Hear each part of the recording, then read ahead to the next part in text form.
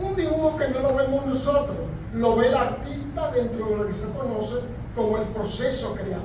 Es decir, cada una de estas imágenes tiene sustractivamente imágenes interiores que van fluyendo en cantidades de centenares de miles y finalmente quedan plasmadas ahí. Hay un artista alemán, Carl Friedrich David, que ya hacía eso en el romanticismo alemán, pero más aún, la gran escuela de Nueva York, la gran escuela del informalismo abstracto, el drama de la guerra, de la Segunda Guerra Mundial, lo canaliza y lo cataliza a través del lenguaje de la abstracción. Quiere decir que los artistas abstractos lo que hacen es que en vez de darle prioridad al pincel y a la paleta, le dan prioridad a la conciencia interior. Por eso su naturaleza es más contundente, más crítica y más seductiva que los artistas que apelan al recurso de la figuración, porque el arte abstracto no va a la reconstrucción inmediata, sino va a la psiquis interior del ser humano. Por eso lo estremece. Entonces, ¿qué hace Ricardo? Que Ricardo no se extrema. Él no apela a la urgencia del paisaje. Es decir, él no articula ni diseña una caricatura del paisaje. Él va, como dijo Mildred, por su experiencia de vínculo con la naturaleza, él va a la conciencia de la imagen y entonces desborda toda su imaginación, todo su sentimiento y, lo más importante, toda su sensibilidad.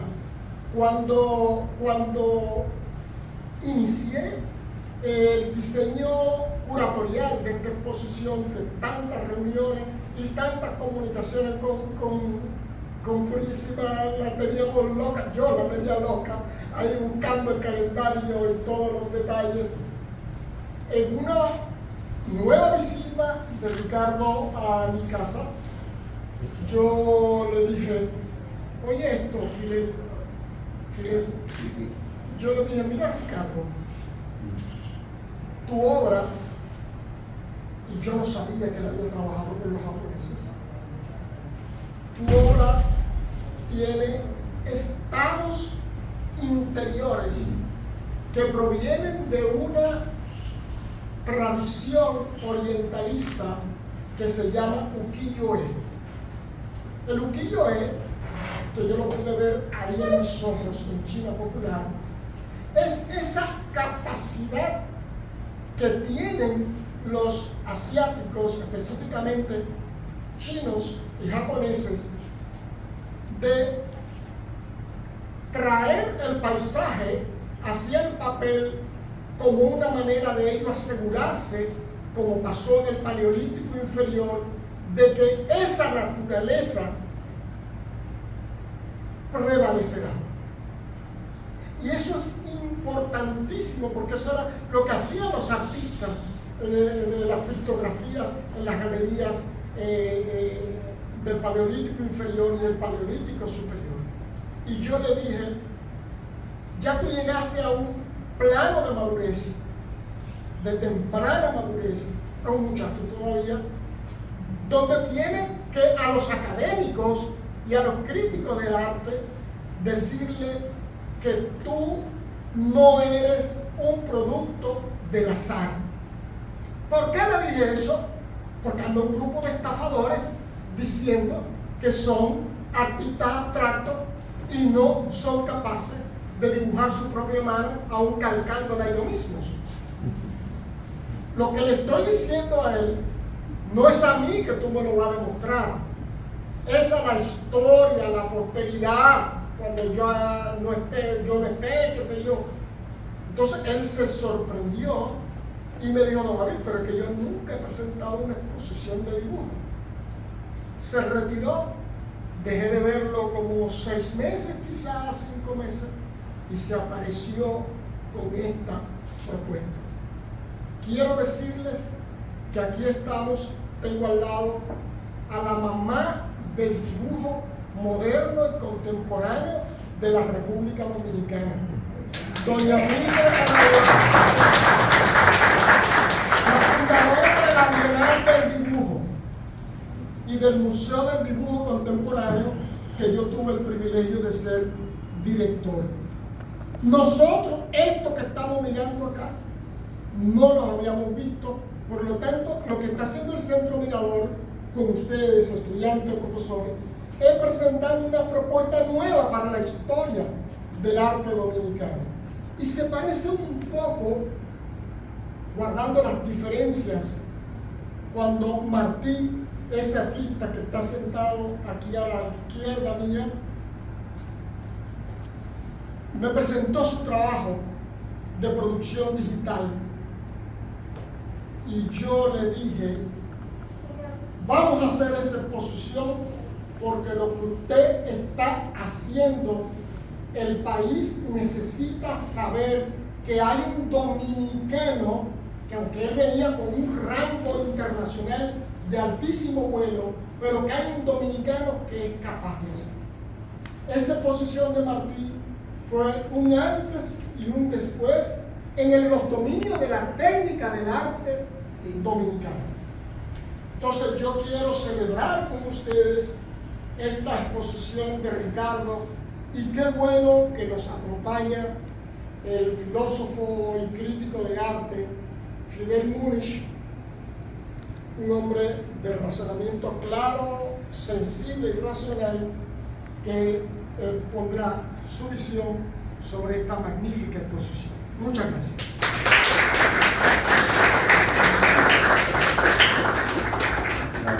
Gracias, amable. Buenas noches. Y quiero empezar agradeciendo a Purísima de León, nuestra amiga y conpueblana. ¡Ay, de verdad! Ay, yo estoy mal de su mamá, de chiquitita. Somos en Cristo los dos, por la invitación, amable invitación extendida a participar en este coloquio. Con mis estudiantes vengo de dar una clase. Y me alegra y saludo esta exposición individual de Ricardo Wagner, a la que le dediqué un par de horas en esta misma semana. Creo que este tipo de eventos, que saludo de nuevo, debe mantenerse, este tipo de coloquios. Yo pediría por favor que no sea viernes, que sea miércoles, jueves, pero no viernes, por favor, porque los viernes son sociales. Entonces esto no garantiza mucho la influencia del público. Viene un buen día. ¿Y tú quieres más público? No, está bien, pero una sugerencia. Ahora, la idea de coloquio, me gusta mucho la idea del coloquio en torno a la exposición del momento, individual o colectiva. Hay que continuar esto. Ricardo Wagner, Ricardo Wagner tiene un nombre artístico, que se remonta a la música clásica, Richard Wagner. Pero también tiene un apellido artístico y también tiene un apellido estridente en este momento de la política, porque me huele a la guerra ruso-ucraniana, al grupo mercenario Prigozhin, el grupo mercenario Wagner. No es buena idea ahora apellidarse Wagner. Sí, y es un artista que no sé si llamarlo emergente, pese a su juventud y sus 2 décadas en el arte, poco menos de 2 décadas, pero que exhibe mucha madurez, mucha consistencia, la coherencia que señalaba Mildred y lo que yo llamo la madurez orgánica en un hombre de mediana edad.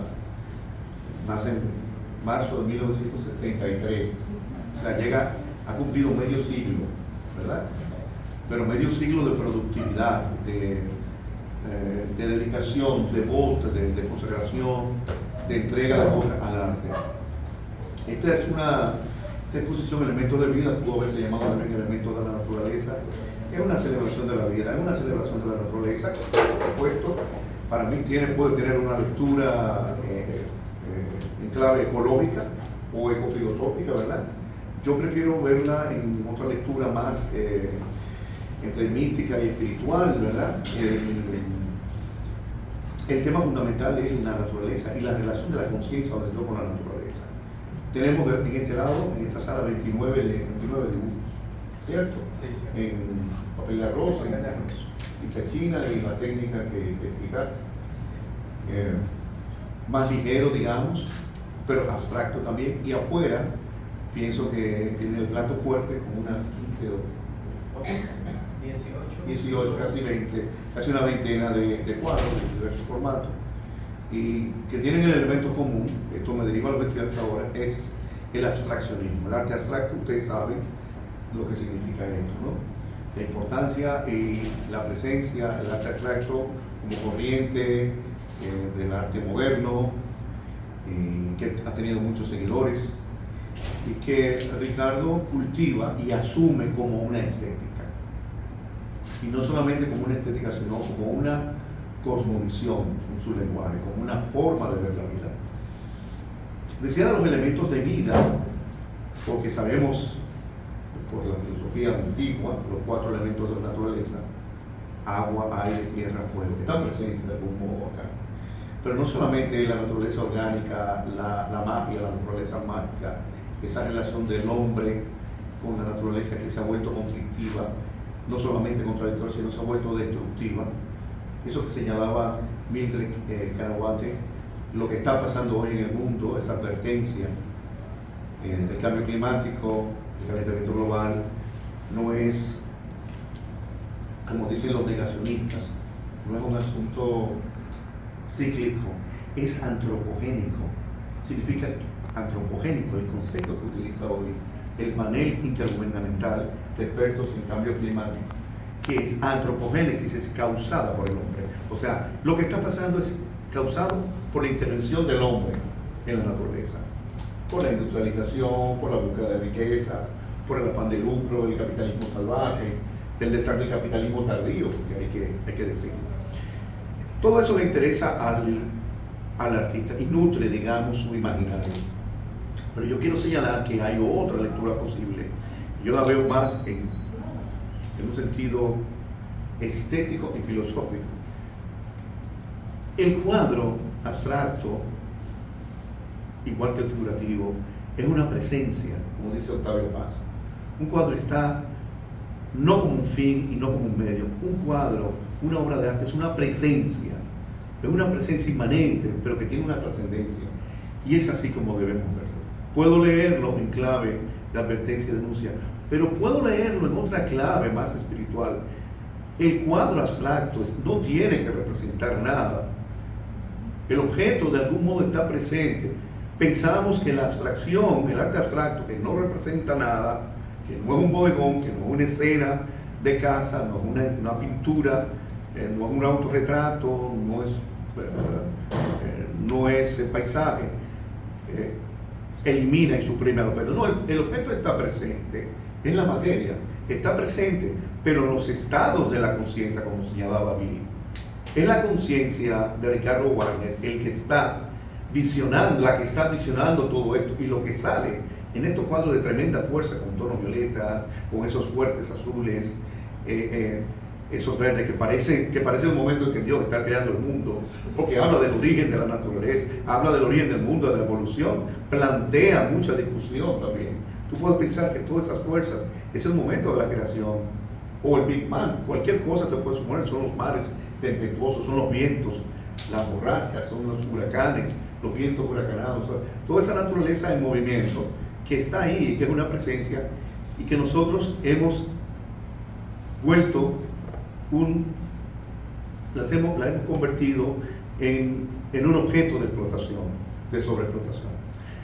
Pero el cuadro está ahí también para el deleite contemplativo y para el deleite sexual. Yo creo en el arte, incluso en el caso del arte abstracto, yo creo, estoy convencido, como de la prueba, de que el cuadro, la pintura, la obra de arte debe ser un deleite para los ojos. Algunos quieren ver un mensaje transformador del mundo. Yo quiero verlo como una presencia. Yo quiero verlo en ese aspecto lúdico. Es un aspecto gozoso.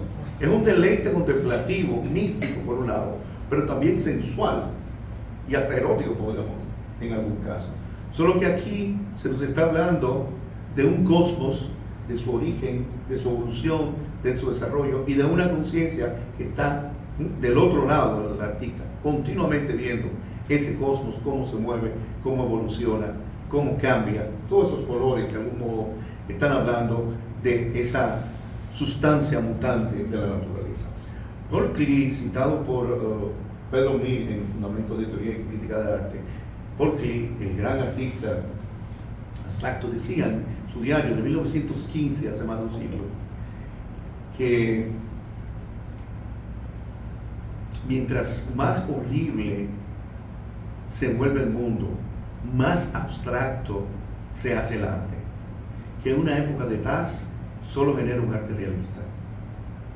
Es interesante. Wow. Yo creo que ese dictum, esa sentencia de Paul Klee está presente en estas figuraciones, porque hay figuración abstraída, esencializada de Ricardo Wagner. Y yo quiero celebrar con ustedes, con mis estudiantes y con todos ustedes,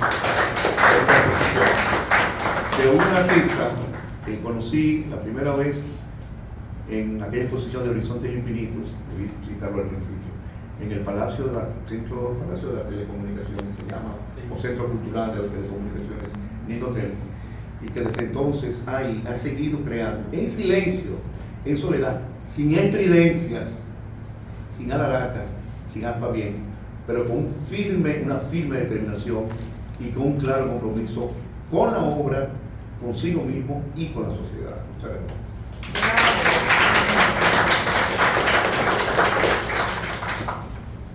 Yo me imagino que, ¿verdad? Purísima. ¿Alguna pregunta? Algunos comentarios, preguntas. Por favor. No tengan miedo. Así es. ¿Tú querías preguntar algo, Rolando? ¿Tú levantaste la mano, Lizo? Luego breve. Es que él es el A los que tío. están conociendo a Warner ahora, que se pregunten ellos. Hay que darle el micrófono a los que vayan a hablar. No, se oye bien. Ah, ok. Hay buena música. Pueden levantarse lo que quieran. Mira, voluntariamente, si no quiere que No tengan miedo. lo llamemos por su nombre. Profe, ¿qué es el arte abstracto? Eso es una pregunta sencilla y elemental, pero también. Arquitecto, levantó la Sí. mano. Sí. Perdón, me dice cómo se llama el arte japonés y por la técnica.